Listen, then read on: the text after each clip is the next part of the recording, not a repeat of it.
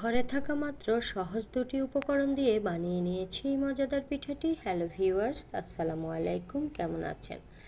সেদ্ধ রুটি যেভাবে আমরা ডো বানাই ঠিক সেভাবেই আমি এই পিঠার ডোটি তৈরি করে নিয়েছি। শুধুমাত্র পানির পরিবর্তে আমি লিকুইড দুধ দিয়ে ডোটা বানিয়ে নিয়েছি। এই ডোটা একটা সফট ডো হবে। এরপর আমি লুচির শেপে সবগুলো রুটিকে বেলে নিচ্ছি। একটা একটা করে সবগুলোকে আগে বানিয়ে নিব, এরপর আমি ডিজাইন করব। সবগুলো ডিজাইন তো আপনাদেরকে দেখানো সম্ভব না, কারণ ভিডিওটা অনেক লং হয়ে যাবে, তাই আমি একটা ডিজাইন দিয়ে দেখিয়ে দিচ্ছি। আপনারা চাইলে আপনাদের পছন্দ অনুযায়ী যে কোনো ডিজাইনে এই পিঠাটি বানিয়ে নিতে পারেন। তো আমার সবগুলো রুটি বেলা হয়ে গিয়েছে। এখন আমি একটা রুটিকে নিয়ে একটা ফুলের শেপ দিচ্ছি। দেখুন, প্রথমে আমি রুটিটাকে একটা ভাঁজ দিয়েছি, এরপর অপর পিঠ থেকে আরেকটা ভাঁজ দিয়েছি। এভাবে আমি রুটিটাকে ভাঁজ করে নিব, সম্পূর্ণ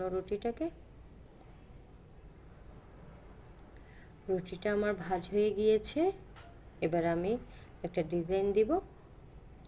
আমি রুটিটাকে গোল করে নিচ্ছি, নিয়ে শেষের অংশটাকে হাতের সাহায্যে চেপে দিচ্ছি, আর প্রথম অংশটাকে আঙ্গুলের সাহায্যে একটু ডেবে দিচ্ছি। দেখুন, একটা হার্ট শেপ হয়েছে। এই পিঠাটাকে হৃদয়হরণ পিঠাও বলা হয়। এরপর আমি এই ডিজাইনটাকে মাঝখানে একটা চাপ দিলে একটা ফুলের শেপ হবে। এভাবে আমি পাতা বানিয়ে নিয়েছি, ফুল বানিয়ে নিয়েছি। সবগুলো পিঠা আমার বানানো হয়ে গিয়েছে। এবার চুলায় আমি তেল দিয়ে দিয়েছি এবং সবগুলো পিঠাকে একটা একটা করে প্যানে দিয়ে দিচ্ছি।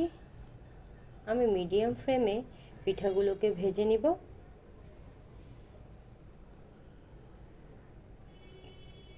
চুলার আঁচটা বেশি দিলে পিঠাগুলো পুড়ে যাবে, ক্রিস্পি কম হবে। এবার আমি পিঠাগুলোকে উল্টিয়ে পাল্টিয়ে দিচ্ছি। সবগুলো পিঠাকে একটা একটা করে উল্টিয়ে পাল্টিয়ে মিডিয়াম ফ্লেমে ভেজে নিব। পিঠাটার কালার যখন গোল্ডেন আসবে তখনই আমি পিঠাগুলোকে শিরায় দিয়ে দিব। পাশের চুলায় আমি শিরা বসিয়ে দিয়েছি। শিরাতে আমি 1 কাপ চিনির সাথে 2 কাপ পানি দিয়ে একটা শিরা তৈরি করে নিয়েছি। পিঠাগুলো আমার ব্রাউন গোল্ডেন কালার এসে গিয়েছে। এবার আমি শিরার মধ্যে সবগুলো পিঠাকে দিয়ে দিচ্ছি।